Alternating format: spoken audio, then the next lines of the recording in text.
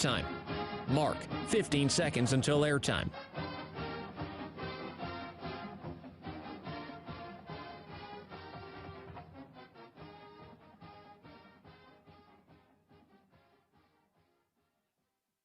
Oregon is going to the Final Four. The following is a Learfield presentation of the Oregon Sports Network. And Oregon is going to play in the national championship game. This is Duck Insider. These are good problems to have, right? Very. So much success that you have more than one place to be. 5-3, touchdown, Oregon. Off a dribble, launches, and hits the three.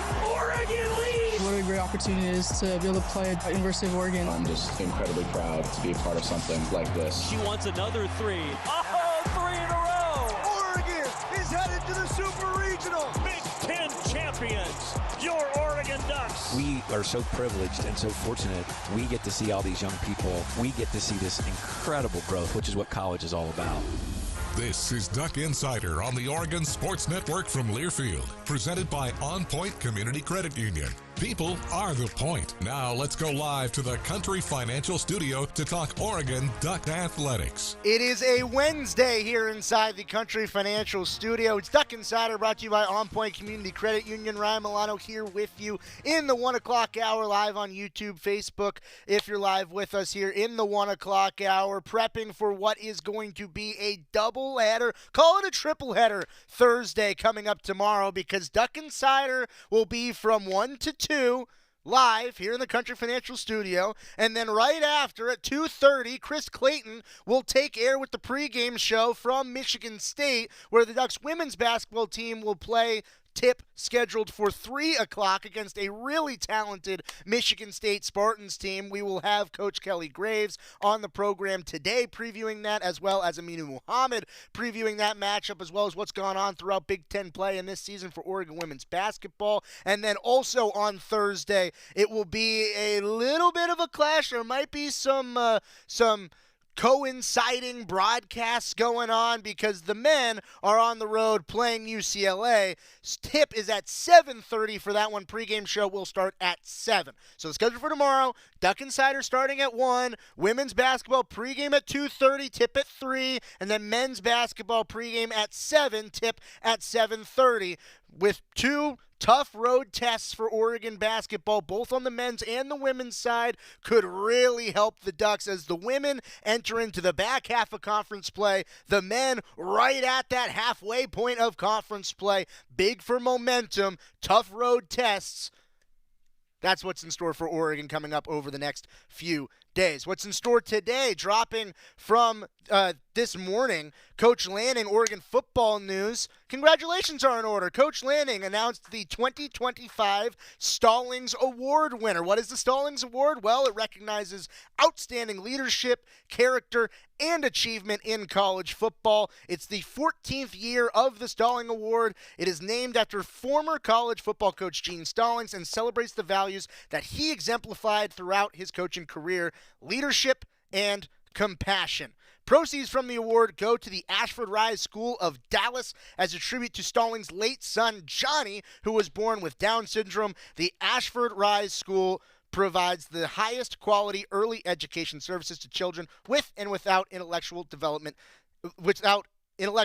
and development disabilities. A really impactful award, one with a lot of pride seeped into its roots, and one that we are really proud that Dan Lanning is going to take away as the 2025 Stallings Award winner for outstanding leadership, character, and achievement in college football. Congratulations to the head man, Coach Lanning. In other football news, we've been talking about it throughout the week. Season ticket deadline is this Friday. Renewals, deposits, they are due this Friday to submit to secure your season ticket in Autzen Stadium. Tickets are getting even more limited by the hour, by the second that we continue to speak for the season tickets. Make sure you get in Autzen Stadium for 2025. Get to see the Ducks. Deadline is Friday. Make sure to go to goducks.com/FBTix to make sure that you either renew or secure your seats inside of Autzen Stadium this year to watch the Ducks at work.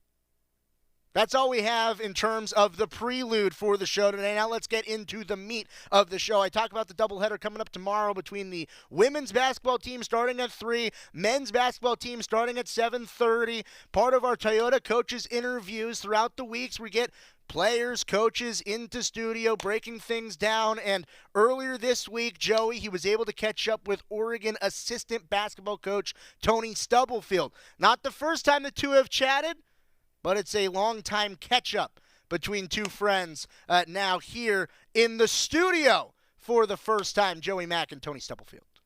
Okay, I did not warn Coach Stubblefield about this. Tony Stubblefield is here with us. Coach, hey, thanks for taking the time, first of all, coming over to the studio. So we were discussing that before you left, we just did it as a radio show, the coaches show. We didn't have the studio. We didn't make you come over, wear the headset. So as a result, we actually realized in getting ready for this interview that you have not told your 2-minute life story on the show before. So, Coach, we have a tradition, and I got to tell you that you're coming into some competition. Jackson Shellstad did it in 1:58. It was one of the best numbers we've had. And then just recently, Brandon Angel, though there's an asterisk on this one, Brandon Angel did it in 2 minutes, 0.73 seconds. Ooh, 2 minutes, right? But Brandon timed it on his phone. Okay, so he cheated a little bit. Well, cheated is a strong word. Okay. Some people would call that resourceful, right? Okay. That he had a stopwatch on himself. So anyway, it's competitive. I have found that basketball players that have a shot clock are usually pretty good at this. So, all right, the 2-minute life story of Tony Stubblefield. Go. Wow, 2 minutes. I hope I can make this and get close to it. But I'm from Clinton, Iowa. Was born and raised in Clinton, Iowa. Went to University of Nebraska, Omaha. Yeah. And a fun fact about that's the opportunity where I got to meet Coach Altman. Nice. Working his basketball camps when he was at Clayton University. So I started my coaching career at UNO, Nebraska, Omaha. Went from there to the University of Texas, San Antonio, where I spent a couple years there. Went from Texas, San Antonio to the University of Texas, Arlington for Eddie McCarter. Was at Texas, Arlington 4 years. Went from Texas, Arlington to New Mexico State. Yeah. Worked for a legendary Hall of Fame coach in Lou Henson there for 6 years. Then went to work for a guy that we're going to be playing against on Thursday. That's right. Mick Cronin at the University of Cincinnati when he took that job, and had a great 4-year run at Cincinnati with Mick, and he's one of my best friends today. And then was fortunate enough to get an opportunity to come to the University of Oregon from Cincinnati. Was here 11 great years of my life, to have the opportunity to work here and to be a Duck. And then was fortunate enough to get a head coaching job at DePaul for 3 years. I wish it would have ended up a little bit better than what it did, but it ended in a positive way where I'm back here at the University of Oregon, and I'm just very happy to be back here working in a great athletic department, working at a great university, and that's kind of where I'm at today. Minute 36.37. You were efficient, though. I was efficient. I should have took a little longer. I should have explained a little bit more. But you rattled off so many good things. I mean, I have, as you can imagine, multiple follow-ups now. First of all, maybe let's talk about the Mick Cronin connection. I'm glad that you mentioned that. Like, the coaching fraternity, if you will, is relatively small, Coach. I mean, it is. It's kind of fun, I would imagine, that you get to play against some people that you have a lot of respect for. You know, we do get to play for a lot of people that I have a lot of respect for in this business. And, I've been doing this 35 years, so I've got an opportunity to meet a lot of people and develop a lot of relationships over the course of that time. Yeah, it makes sense. Okay, now the Coach Altman connection. I'm glad that you mentioned that, too, because I was going to ask you, like, you have been through a lot of known Coach Altman for a long time. So people that know nothing about Coach Altman, how do you describe him to people? A great guy. He's just a really good guy. And obviously a tremendous basketball coach, but even better person. I mean, that really cares about these young men, has their best interest at heart. That, it's just been a role model for me that I'm glad that's a part of my life, that had an opportunity to work for Coach, and just a great person. That, I can't use a better word to describe Coach than that. He's just a really good guy. It's cool to hear that. Tony Stubblefield joining us. As they say, once a Duck, always a Duck. You're always a Duck again. So what was it like coming back to Oregon? Why did you decide to come back and be a Duck again? The University of Oregon is a very special place, to me. obviously I thought we had great success when I was here, and just my familiarity with the athletic department, the administrators, obviously Coach Altman, the staff, Coach Fish, Coach McKenna, Coach Mike Miniga, Josh Jameson, and just the familiarity with those guys, and just, our alumni from Phil Knight to Pat Kilkenny, and just the people that are associated with this athletic department. And, to be quite frank, the opportunity, we're built for success. We have everything in place to be successful here at the University of Oregon, and that's something that I was looking for. Sure. Talking too about the growth of the department. I mean, you were here for a lot of that growth, Coach. I mean, talk about the success of the program. Like, how much pride do you take in that? I mean, honestly, there's so much growth in the basketball program, even just right here. I take a lot of pride in that. Obviously when we came here, we weren't at the top, and I felt like, we put this program in a pretty good place over the course of those 11 years, obviously playing in a Final Four, going to an Elite Eight, going to a couple Sweet 16, winning some Pac-10 championships, Pac-12 championships, winning some Pac-10 tournaments, Pac-12 tournaments. So I just thought we got a lot done during the course of the time that I was here. Talking about, too, the staff. I mean, you mentioned all the connections, big reason, do you all finish each other's sentences constantly? I mean, seriously, I say that kind of tongue-in-cheek, but, Coach, just the familiarity and just the way you work together, the chemistry, how beneficial is that? I think it's very beneficial, and obviously I feel like we have great chemistry between myself, Coach Miniga, Coach Fish, Coach Jameson, Coach McKenna, and just Coach Altman, just knowing Coach Altman. And I really think that we work well together and we complement each other very well. So that's a big part of it. I think you have to have a great staff to give yourself a chance to be successful. Now, getting ready for the rest of the season, Big Ten. I'm kind of curious, you've coached and seen a lot of basketball.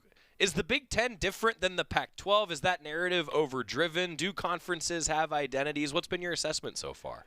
I do think that this league is a little bit different than the Pac-12 was from a couple of different standpoints. I think the Pac-12 was a little bit more free-flowing. I think the physicality in this league is at a little higher level. Just the places that we travel to, I think the significance of basketball is very important. We just played at Minnesota, and again, a team that's not at the top of this league, but had 11,000 fans there. This shows how important basketball is in some of the places that we're going. So it's got great coaching in this league, and it's a very competitive league. The IQ of the players in this league and the coaches is at a very high level. A little larger picture question for you now. As someone who's recruiting and looking for the next great NBA player, next great college player, when you're on the road, Coach, what do you look for? What makes a recruit pop to you and you want them to come to the U of O? Just winning attributes. I think, it's a very fine line now with the high school guys and portal guys. So you want to recruit young men that have been successful, young men that are going to go out and play extremely hard and lay it on the line, and being a good teammate, because you're trying to get to know these guys, kind of like speed dating in a lot of these situations where you're trying to get to know as much about these young men in a short period of time. But, athleticism, talent is obviously very, very important. But you want these guys to be a good teammate.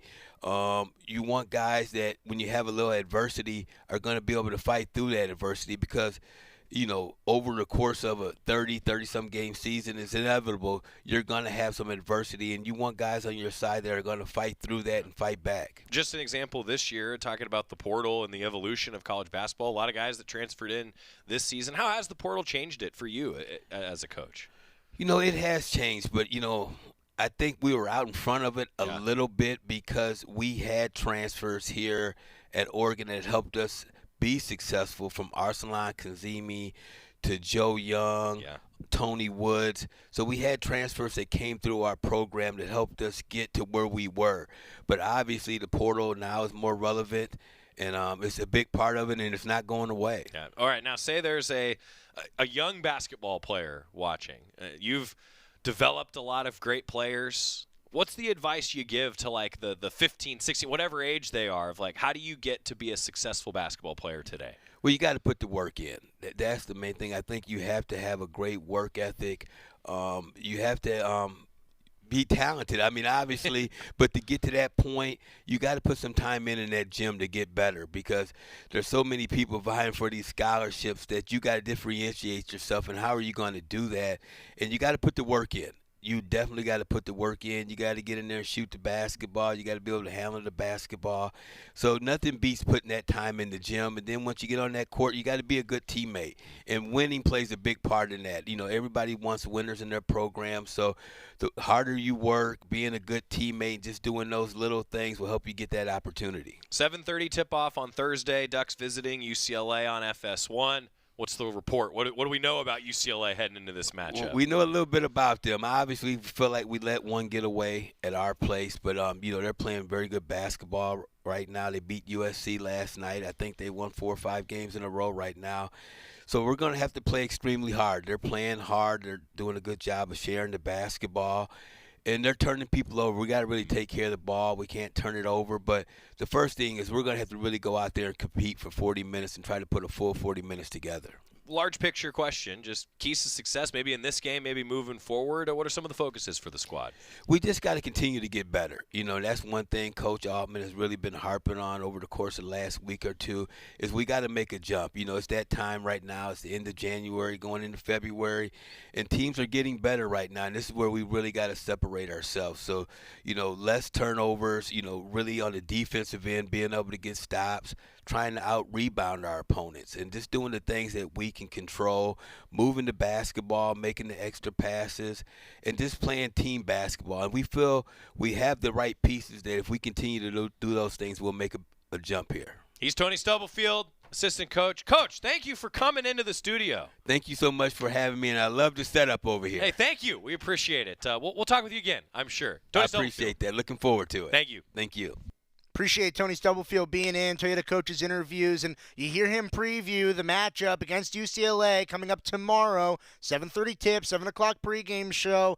The Bruins have been playing good ball lately. They've won 4 in a row. That's coming on a stretch right after they lost 4 in a row. They're 5 and 5, I should say, in their last 10. But 4 straight wins, including a win against a top 25 Wisconsin team, and then on the road against Washington and USC in Big Ten play. Also a team that beat Oregon the first time around when these teams played. Granted, they were making just about everything from 3. Sometimes you'll hear Coach Altman say it.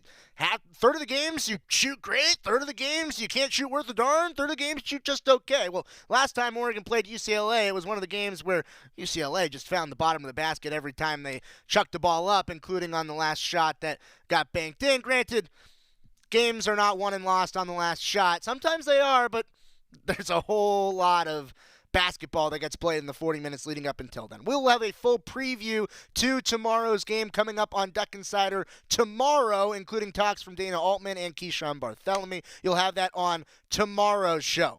But the men aren't the only team playing tomorrow. The women are as well. Women's basketball at 3 o'clock against Michigan State tomorrow. Previewing those matchups, Kelly Graves, Amina Muhammad. That's coming up on Duck Insider, the Oregon Sports Network from Learfield. As a local community credit union founded by teachers, OnPoint is committed to supporting the students and faculty at the University of Oregon. And on game day, we're right there with you, on the field, in the bleachers, and in the classrooms. Drop by our local branch today and discover the many ways OnPoint can help support your financial well-being. OnPoint Community Credit Union. People are the point. Federally insured by NCUA. Equal housing opportunity. At Shadow Hills Country Club, we're more than just an award-winning golf course and practice facility. Our events team offers all-inclusive event pricing that allows us to take care of all the details while you enjoy your event. Our indoor and outdoor venues offer you a wide variety of fully staffed options that put the focus on you. From weddings to business and social events, at Shadow Hills Country Club Events Center, you get the benefits of a resort atmosphere and amenities in a peaceful country setting, just minutes from downtown Eugene. Call for a tour today or visit shadowhillsevents.com. Back to the Country Financial Studios in 60 seconds. This is Duck Insider from Learfield.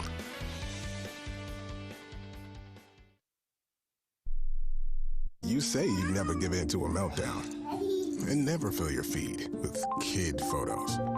You say you'd never put a pacifier in your mouth to clean it, and never let them run wild through the grocery store. So when you say you'd never let them get into a car without you there, know it can happen. 1 in 4 hot car deaths happen when a kid gets into an unlocked car and can't get out. Never happens. Before you leave the car, always stop, look, lock. Brought to you by NHTSA and the Ad Council. The possibility of lung cancer can be pretty scary, especially if you're one of approximately 8 million current or former smokers at high risk. That's why SaveByTheScan.org wants you to know that now there's a breakthrough low-dose CT scan that can detect lung cancer early, and it only takes 60 seconds. You stop smoking, now start screening. For an easy quiz to see if you're eligible, visit SaveByTheScan.org. It could save your life.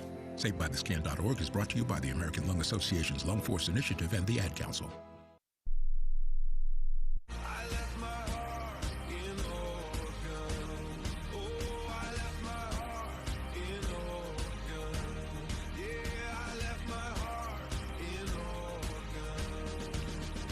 Back inside the Country Financial Studio, Deck Insider brought to you by OnPoint Community Credit Union. Ryan Milano here with you in the Country Financial Studio. But earlier in the week on Monday, Chris Clayton was able to sit down with Oregon head basketball coach Kelly Graves, part of the Toyota Coaches interviews, reviewing what was a stellar win against Indiana and previewing what is going to be an incredibly tough stretch throughout conference coming up for Oregon women's basketball. This is gut check time in the middle of the season. Oregon has won 6 of their last 7, now entering into a really difficult, it's all difficult in the Big Ten, but even more so difficult part of the schedule coming up over the next 4 for Oregon women's basketball. Kelly Graves, State of Affairs, where's the team at? He sat down with Chris. Let's hear from Chris and KG. Coming off another incredible finish, a dramatic win, Oregon head coach Kelly Graves in studio. Thanks for coming in, Good to Coach. see you. All right. What a wild run, right? I mean, You've had in your career games where you come from behind wins. But have you ever had back-to-back games where you hold the opponent under 50 and they're both double-digit comeback wins? Probably not, no. But, as you get a little older, you lose that memory a little bit. But, yeah, it was an incredible 3-game homestand, to be honest with you. Between the 3 games, I think we only gave up 49.7 points per game. Mm-hmm. When you're talking about a conference as good as the Big Ten, and especially with 2 really good offensive teams, Iowa and Indiana are 2 of the better offensive teams in the country. To do it against that kind of competition is saying something. And then, to come from behind in the last 2, like we did, was pretty incredible. And it feels similar to our Iowa conversation. The Indiana game on Friday, you went down 10 and hit some key shots to come back. What was the key to the comeback this time around, being down 10 points in the third quarter? Well, I think finally Indiana, broke, right? They started to turn the ball over, and we had some easy runouts. I mean, we've talked enough to know that when we can create some offense off our defense, then we're going to be a lot better. We're just better in transition. We're better playing that way. We haven't been a great half-court offensive team. So we've got to create some stuff, and they took care of the ball for the most part for most of the game, and then that fourth quarter, especially in the second half of the fourth quarter, just gave it up, too often, and then that was what I think led us to getting the lead, and then we just kind of hung on from there. There's a key moment with about a minute left, I think it was, the 5-second violation that you forced in the corner. They called a couple timeouts. Usually with an experienced, smart team like Indiana, you take a timeout, they can figure out how to get the ball in. How did you guys stop them 3 times from getting the ball in bounds? Well, we, you've been to our practices. We work on that all the time where we put, our longest player on the sideline out of bounds. So anytime the ball's below the 3-point line on the sideline, we run what we call blue. We'll put the biggest player on the basketball, which is, and especially in that particular one, was deep in the corner, and just put a long body, and then we, face guard deny. Everybody else switch every screen, and we did it twice perfectly. The first time they had to call timeout, which is big in a close game like that. You force them to call an extra timeout. That's significant. And then we came back out, and they tried to run, I guess, some different play. And this time, Philly's just so long that they ended up stepping in bounds without passing us, so a turnover. And that was key, like you said. But, our defense just seems to kind of make those plays when we need it. This is a gritty, tough bunch. Yeah. And I might be getting lost in the weeds here, but I like to talk about this stuff. I've seen you in practice talk to the players like Philly. Instead of waving your arms to the side, you say put your hands straight in the air. I see a lot of young players, and I probably would too, wave your arms to the side, but you think this is more effective. Why is that? Well, in this particular case, because we want them, like I said, we're denying everything. So we're making them throw it up and over the top. And if you have a long body in front of you, then that means it's going to be even higher. And those kind of balls you can go get, you can steal.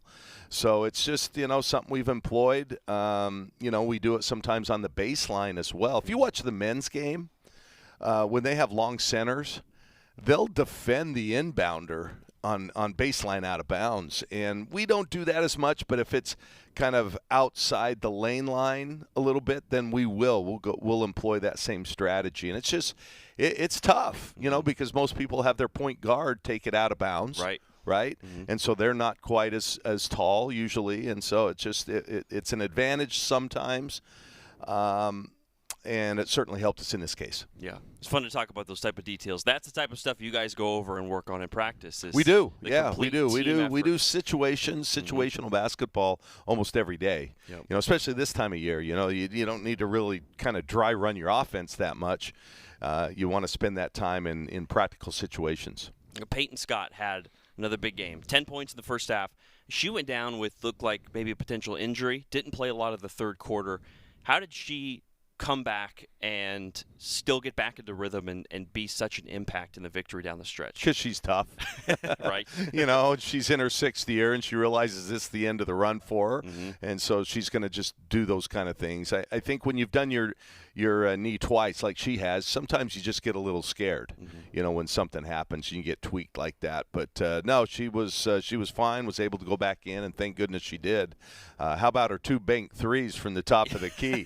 It's funny. You see me in practice, I talk about we miss short a lot. Yeah. Quit missing short. If you miss short, the ball doesn't have a chance to go in. So I always talk about, missing long, if you're going to miss, aim long. And she did it twice. We had a good little laugh at the next time out with everybody. See, I told you, shoot long. Yes. Give yourself a but, chance. Hey, just sometimes you need in games like that, look at the Chiefs game yesterday. Sometimes you just need those kind of plays to go your way. And we did. And those were important because baskets were at a premium in that first 3 quarters. So we'll take anything we can get. And a young player who also had a big impact, Hisa Tute. I mean, you've seen her day-to-day in practice have that type of productivity. But how about her coming in a tough Big Ten game and playing as well as she did? Oh, fantastic. We don't win the game without her. Yeah. We needed that physical presence. She can give it. Sometimes in big games like that, close games, conference games, sometimes it's tough to rely on a freshman who, hasn't played a lot. But, boy, she came through in the biggest moments. And it's kind of ironic earlier in the week, maybe it was the day before the game, we talked about you never know when your number's called. And I gave him an example of Morgan Yeager years ago in the conference tournament when, she hit 3 threes in a really close, I think, an overtime win against UCLA.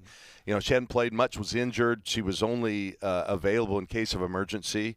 Well, there was an emergency, right? We were down a couple players, and she stepped in and did it. So I brought up that situation.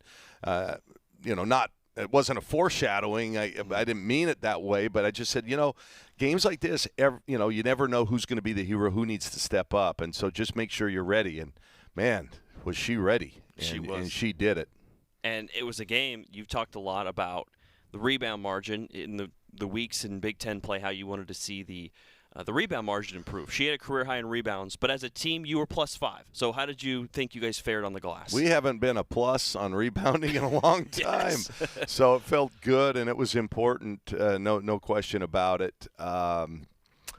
We're just kind of doing the little things and making the plays that we need to do. We're not playing great basketball, especially offensively, but, they're just, like I said, they're just kind of a gritty, tough team, veteran team, and we're just making the plays when we need to. You mentioned the Kansas City Chiefs with the AFC Championship and now the Super Bowl set. Of course, the Chiefs and the Eagles. Nani Falatea is, of course, we talked about this earlier, but Kingsley Suamataia is the rookie offensive lineman for the Chiefs. I practiced that coming in. Yeah, that's a tough one. I just say, Kingsley S. That's good enough. Yeah. Or the King. And she got to fly, Nani did, to Kansas City. So how cool is that for her to be able to make that trip for that big game? Oh, it's pretty neat. And the team, this was a team thing. The team had wanted to adjust our practice schedule this weekend. We were going to take one of the 2 days off, Saturday or Sunday. We moved it up till practice Saturday morning, so that she could go. Oh, and that's what teams do, man. That's your family, and so they wanted her to be able to be there, and that was important that she was. And they won it. Now there's a little dilemma in 2 weeks. Kingsley's in the Super Bowl the same day we play UCLA here at home against the number one team. So. I know she's already said, no, I'm not missing the game. And I go, which game? Right. She goes, the UCLA game. Okay. But I'm really happy for them. What a great deal. I'm wondering if she was hanging out on the field yesterday with Taylor Swift. I didn't watch the celebration. Was she down there with some of the other girlfriends / wives? Maybe. Those are some big names down there. Yeah, you think? Yeah. Yeah. That's cool. And you have a Kingsley Suamataia jersey, don't you? I do. I wore it proudly yesterday. Yep. Tweeted it out. Said "Game Day, go Chiefs." And I honestly, I was pulling for the Chiefs, but I really like the Bills too, and I like to see somebody new in it. But because of Nani, I was a Chief fan. And Lisa Peterson, our former deputy athletic director or whatever her title was before. She did everything when she's here, is coming back to the university, and she's a huge Chiefs fan. Okay. So I know she was thrilled yesterday. That's why I tagged her in that tweet. Oh, nice. And SID Chris Brown is a big Chiefs fan. And Chris Brown, yeah, absolutely. So they're everywhere now. It's like the Patriots. No one cheered for the Patriots until they started winning Super Bowls, right? Yeah. Including my son. Really? Yeah, I haven't heard from him now in 3 years about football. But times have changed. That's what happens. Front runners. I'm talking with Ducks head coach Kelly Graves. So now you go to the road. Another long Big Ten road trip. Yep. You're heading to Michigan. Is there anything that you've learned from the other road trips that you can adjust? Maybe it's routine, maybe it's a schedule to help you guys on this trip to Michigan? Well, we haven't had enough to really figure that out yet. Mm-hmm. They are longer trips. The first time we went on the road, we lost the first game but won the second. Second time we went on the road, we won the first game but lost the second. Mm-hmm. So, there's no magic there. We just have to, the one great thing that I feel good about is we defend really well, and we've always talked about how defense travels. We've been pretty consistent. I saw, by the way, not to change the subject here, we have a student that does a lot of analytics for us, and he's been great, Theo. Yes. And he sent me a really cool statistic today. Maybe you can use it in your next deal. We have, in conference play, in our 32 quarters, we have tied or won 77.8% of our quarters. Wow. Second in the conference only to UCLA. Is that right? Yeah. So we've played pretty good, consistent basketball. That's what that tells me. Mm-hmm. We're like 8 or 10 points better than the third place team. Wow. So, yeah, and hopefully that kind of consistency, the defensive effort will travel well, because both Michigan State and Michigan are really good, especially Michigan State. They're rolling right now. They're so good at both ends of the floor. High efficiency offensively, but very good defensively. They're turning people over more than we are. And so we've got a tall task ahead of us. But I like how we're playing. We've won 6 of 7, and we're playing pretty good. And now you think big picture. Through the first half of conference play, you're sitting at 6-3. You're just a couple quarters away from maybe 8-1 or even better than that. Do you like where you're at? And was this what you hoped for going through the first half of conference play? Yeah, I look at our 3 losses, and at Illinois, we had a chance to win that game. We weren't particularly strong then, but they're a good team. They're an NCAA tournament team, a quad 1 team. And then at Ohio State and against USC here at home, our only home loss, we're 13-1 at home. Those teams were probably predicted to beat us, right? So now I think down the stretch, though, in this second half of conference, I think we've got to steal a couple of games. We have 5 left on the road, 4 at home. You know, we need to get to that 10, 11 win mark to really secure ourselves. So we've got a lot of work to do. If we can continue to split road trips, we're going to be in pretty good shape. Right, and that's something you guys have thrown around the term stacking wins. Yeah. Take care of business at home and steal some on the road. And you got a chance to do it. 4 ranked teams in a row, though. Doesn't get easier. Yeah, don't need to tell me that. I know. I've watched a little bit of all of them and had a deep dive into the 2 Michigans this weekend was what I did. And, yeah, we've got our work cut out for us. But, man, I'll tell you, if we could just, knock down some shots here and there and keep defending like we are, who knows what'll happen. That's right. That's what I love about this team. Awesome. Well, good luck, safe travels, and thanks for coming in. I appreciate it. Yeah, good to be here. Just a little more context added to what the matchup is going to be tomorrow against Michigan State. Spartans right now are 16th in the net, very strong team in the net, and Oregon's got a 13-1 home record. Well, at the Breslin Center, the home of Michigan State, they haven't lost either, 10-0. Oregon's got a tough task in front of them, couple tough tasks as we continue to move forward. The Ducks, they've been competitive. You heard what Coach Graves said in the stat about Oregon winning more quarters than just about anybody in the conference. It's a team that can stack up against the best in the Big Ten, an opportunity to continue to prove that against more high-quality teams. We'll break down even more about that matchup tomorrow with Coach Kelly Graves, but after this timeout, we've got a player, Amina Muhammad. He's had a stretch of a few great games in a row, has been a real impact player on this Ducks team. Talking to the forward when we return on Duck Inside on the Oregon Sports Network from Learfield. As a local community credit union founded by teachers, OnPoint is committed to supporting the students and faculty at the University of Oregon. And on game day, we're right there with you, on the field, in the bleachers, and in the classrooms. Drop by our local branch today and discover the many ways OnPoint can help support your financial well-being. OnPoint Community Credit Union. People are the point. Federally insured by NCUA. Equal housing opportunity. Hey Duck fans, at Country Financial, they make insurance easy. Whether you're shopping for home, auto, or more, their representatives will take the time to understand your specific needs and explain what options work best for you. Worry less and feel more confident knowing you're covered. Visit countryfinancial.com to get started today. Experience more with Country Financial. Auto and home insurance policies issued by Country Mutual Insurance Company, Country Preferred Insurance Company, and Country Casualty Insurance Company, Bloomington, Illinois. Duck Insider continues from the Country Financial Studios in 1 minute on the Oregon Sports Network from Learfield.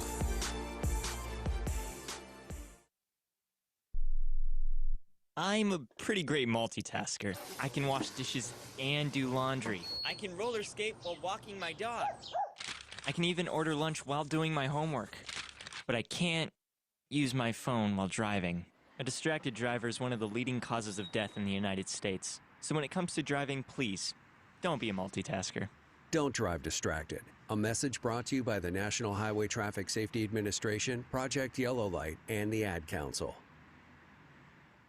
All right, son. Time to put out this campfire. Dad, we learned about this in school. Oh, did you now? Okay. What's first? Smokey Bear said to. First drown it with a bucket of water, then stir it with a shovel. Wow. You sound just like him. Then he said, if it's still warm, then do it again.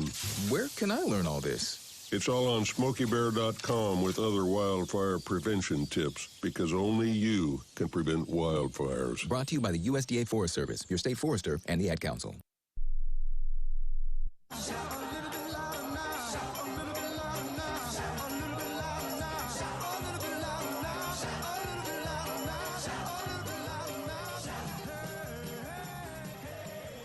Back on Duck Insider, the Country Financial Studio. Ryan Milano with you. Chris Clayton sat down with Amina Muhammad, part of the Toyota interviews. And Amina Muhammad, she's making an impact in all sorts of ways around the box score.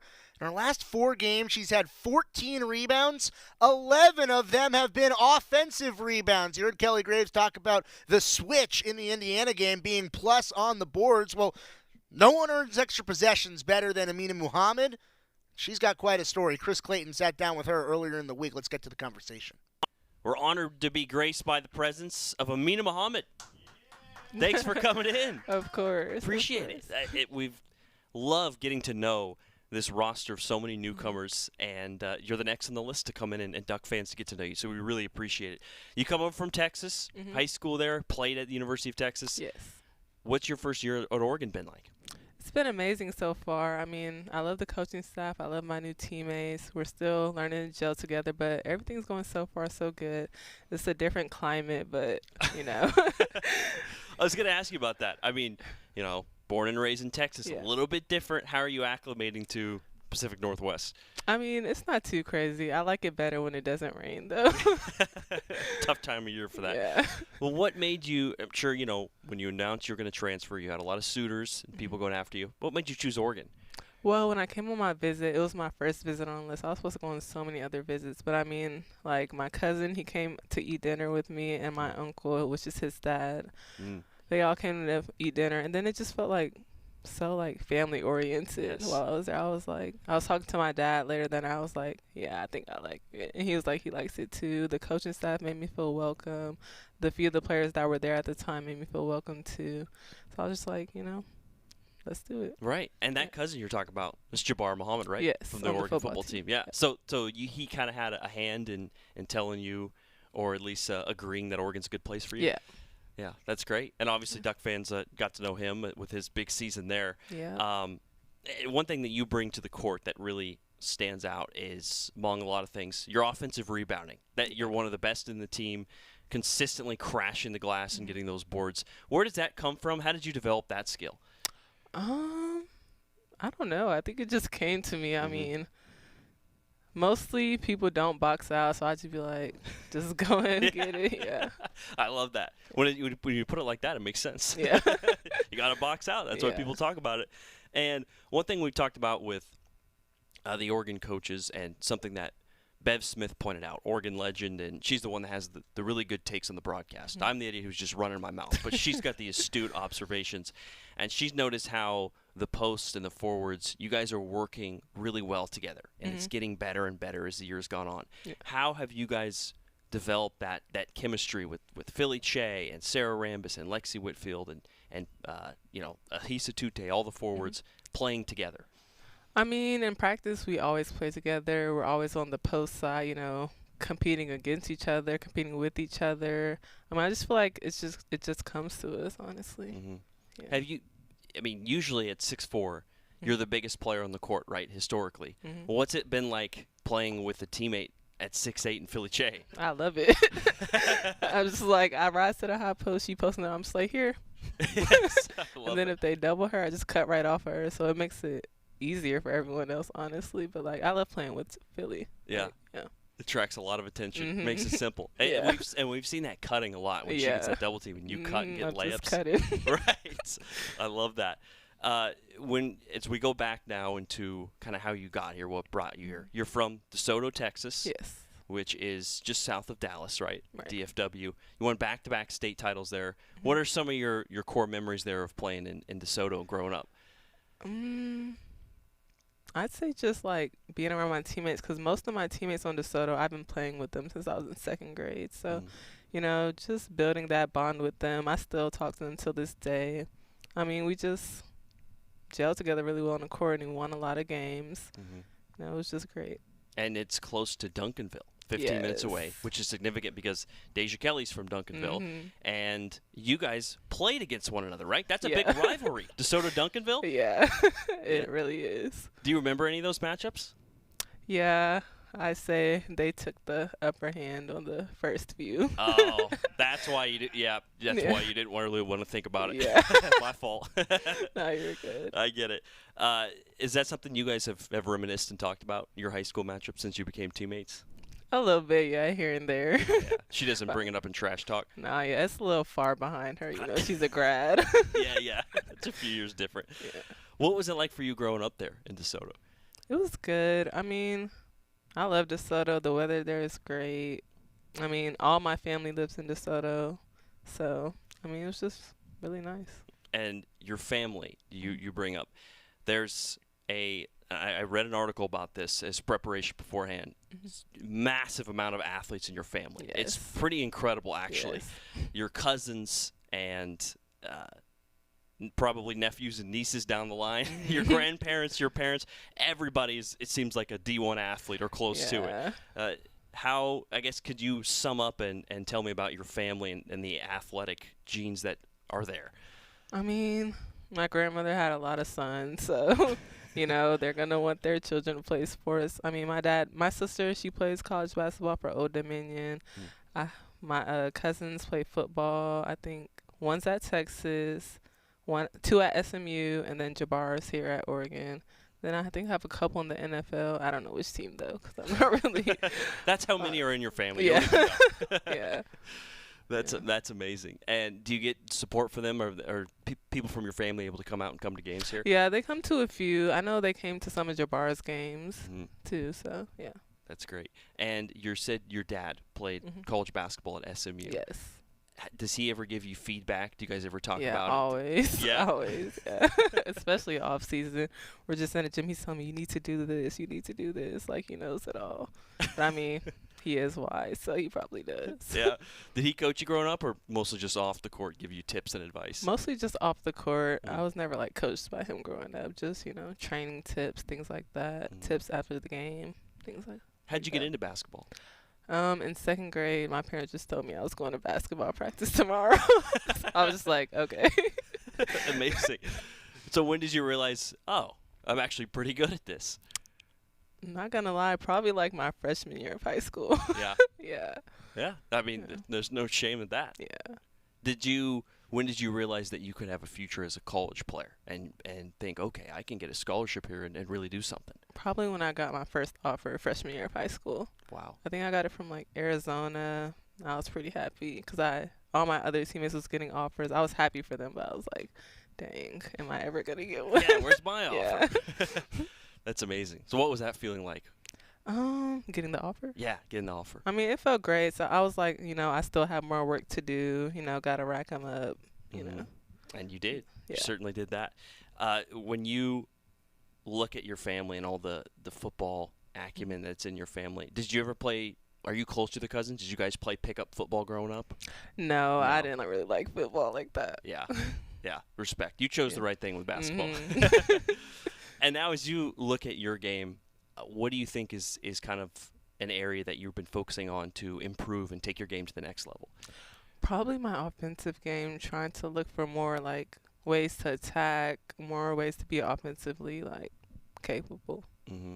And what's something that the coaches have talked about with you that you can do that to take to the next level? Probably like driving from the high post, things like that. Mm-hmm.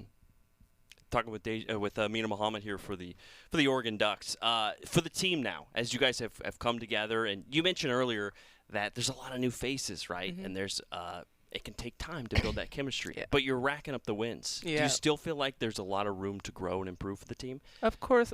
Always room to improve and grow. But, I mean, I think we're doing pretty well now. We just got to keep it going, try to stay in the upper half of the Big Ten. Mm. But, yeah, I think we're doing well. I think there's definitely still room to improve, though. Yeah, now you have a road trip to Michigan, so back in the Eastern time zone, play Michigan State and Michigan. What have these road trips been like for you? Because the Big 12 road trips to Texas, a little bit different. These ones out east are pretty long. What has that experience been like? At first it was like, dang, we've been on the road for so long, but I feel like I'm getting pretty used to it. I mean, you know, I like sleeping in the hotel beds. They're pretty comfy, so. But hasn't been too crazy. So you like the hotel life? Yeah. That's fine. That's good. Just for a little bit, though. Just for a little bit, yeah. Well, that's good because with these Big Ten trips, we've had some long ones. There's the one to Penn State and Ohio State was about a week. So that was a little arduous. But, hey, you're going to play Big Ten D1 basketball, so you can't complain too much. Can't complain. When you think about your future on and off the court, what are some personal goals you have that you'd like to accomplish? I definitely want to either, you know, be able to go to the WNBA or overseas. Then after that, I want to, like, take the real estate course. Yeah? Yeah. Why is that? What draws you that? My dad does real estate, so okay. he's kind of, like, you know, smart in it, and it's good to, like, I can just ask him questions, things like that. It's pretty easy to get into when you have somebody who knows what they're doing. Right. Yeah. You already said he's wise, so he's got some real estate wisdom for you. And now I mentioned this trip to Michigan State, a couple of ranked teams. If you guys have scouted and talked about it, what do you think is going to be key to having success in this road trip? I mean, just especially, I think we need to focus on offensive as much as we do on defense, because our last 2 games, it's kind of our defense won it. But I feel like if we have both of those categories, it'll take us in the stretch. Yeah. Long stretch. It should be fun. Yeah. And I think Duck fans have loved watching you play and develop as the season's gone on. What has it been like playing in front of the Duck fans at Matthew Knight Arena? Oh, no, I love them. They're so supportive. A lot of them come to every game, which is good. I don't know. I just love supporters. Yeah. You got to love fans, right? Yeah. And they love you as well. Yeah. So thanks for coming in. I'm glad everybody got to know you, and good luck the rest of the way. Thank you. Amina Muhammad sitting down with Chris Clayton. We got to get to a quick timeout. When we come back, there are a few former Ducks that are about to be pro Ducks, and they're doing something pretty cool. Talking about it when we return on Duck Insider on the Oregon Sports Network from Learfield. Dear winter, Toyota can't get enough of you, because Toyota's got 25 vehicles with available all-wheel drive and four-wheel drive. And that's more than any other auto brand. So you bring the action and we'll bring the traction. Always Toyota. Toyota, let's go places. Based on manufacturer's websites as of 10/20/24. As a local community credit union founded by teachers, OnPoint is committed to supporting the students and faculty at the University of Oregon. And on game day, we're right there with you, on the field, in the bleachers, and in the classrooms. Drop by our local branch today and discover the many ways OnPoint can help support your financial well-being. OnPoint Community Credit Union. People are the point. Federally insured by NCUA. Equal housing opportunity. Dear winter, Toyota can't get enough of you, because Toyota's got 25 vehicles with available all-wheel drive and four-wheel drive. And that's more than any other auto brand. So you bring the action and we'll bring the traction. Always Toyota. Toyota, let's go places. Based on manufacturer's websites as of 10/20/24. More Duck Insider from the Country Financial Studios after this on the Oregon Sports Network from Learfield. Hi, I'm Ryan Blaney, a third-generation race car driver, and I dedicate a lot of my time going fast. But when my grandpa was diagnosed with Alzheimer's, it was a very unexpected bump in the road for us. It's important to notice if older family members are acting differently or having trouble with routine tasks. Early detection of Alzheimer's can give your family time to explore support services and access available treatments. If you or your family are noticing changes, it could be Alzheimer's. Talk about seeing a doctor together. Visit alz.org/time-to-talk. A message from the Alzheimer's Association and the Ad Council. Kids ask their parents a lot of questions. Why can't people fly? Gravity. Is the moon really made of cheese? Yep, cream cheese. When can I move into a big kid's car seat? For some questions, parents may not have the answer, but that's okay. They can't know everything, but knowing the right seat for their age and size will help protect them in a car crash. Find out more at nhtsa.gov/the-right-seat. Where do babies come from? Good luck, Dad. A message from NHTSA and the Ad Council.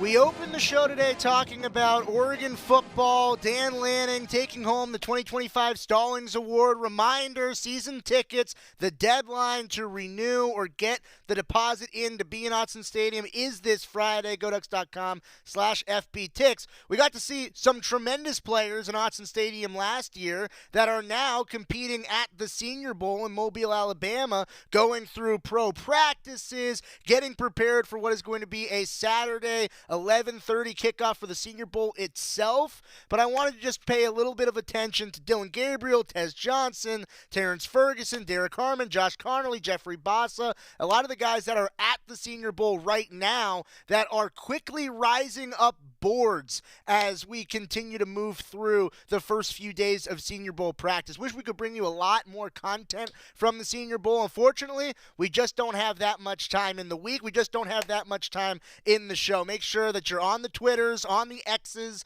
making sure that you are caught up with how the stock for those Oregon football players are rising. It is going to be a doubleheader tomorrow on the Oregon Sports Network. We're going to break that down for you after one more quick timeout right after this on Duck Insider on the Oregon Sports Network from Learfield. Hey, Duck fans, at Country Financial, they make insurance easy. Whether you're shopping for home, auto, or more, their representatives will take the time to understand your specific needs and explain what options work best for you. Worry less and feel more confident knowing you're covered. Visit countryfinancial.com to get started today. Experience more with Country Financial. Auto and home insurance policies issued by Country Mutual Insurance Company, Country Preferred Insurance Company, and Country Casualty Insurance Company, Bloomington, Illinois. As a local community credit union founded by teachers, OnPoint is committed to supporting the students and faculty at the University of Oregon. And on game day, we're right there with you, on the field, in the bleachers, and in the classrooms. Drop by our local branch today and discover the many ways OnPoint can help support your financial well-being.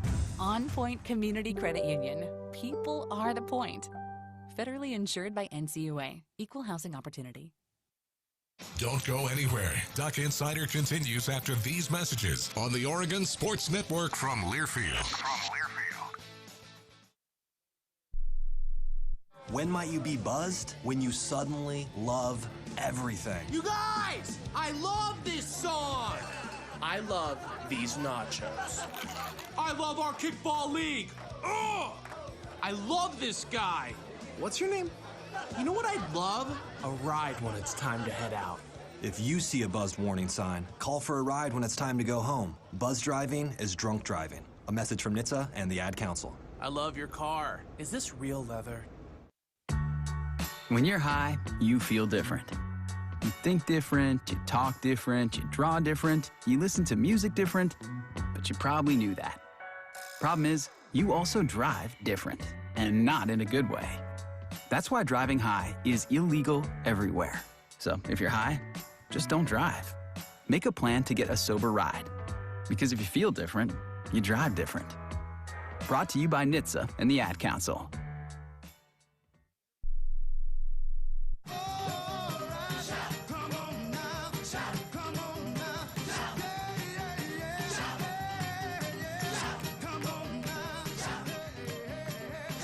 Back here in the Country Financial Studio, closing out the show. Duck Insider, brought to you by OnPoint Community Credit Union. We've got a packed show for you tomorrow. I will be with you again here in the Country Financial Studio tomorrow. Just one of 3 broadcasts that we are putting on the Oregon Sports Network tomorrow. It starts with Duck Insider at 1 o'clock if you're live with us in the 1 o'clock hour. Then it moves to women's basketball pregame starting at 2:30. Tip at 3 o'clock. Chris Clayton will be on the road at Michigan State for what is a top 16 Michigan State Spartans team and an undefeated at-home Michigan State Spartans team. And then it will be men's basketball as the nightcap, 7 o'clock pregame, 7:30 tip against UCLA, where the Ducks are looking to avenge a loss from earlier in the year. We will preview even more, all of that on the show tomorrow. We'll have Coach Dana Altman, Coach Kelly Graves, Keyshawn Barthélemy, who sat down here in studio with Joey Mack earlier in the week. We've got a lot of content for you throughout the course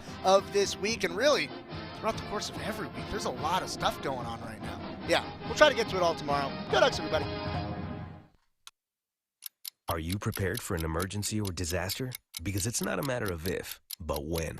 Don't find yourself saying, I'll trust water bottles and a flashlight to save the day, but I'll be proved wrong. With a tornado approaching, I'll realize that I like a wheelchair-accessible shelter. When the floodwaters rise, I'll be up in the attic with 20 cans of beans. It's a recipe for disaster. let's prepare so we all have a better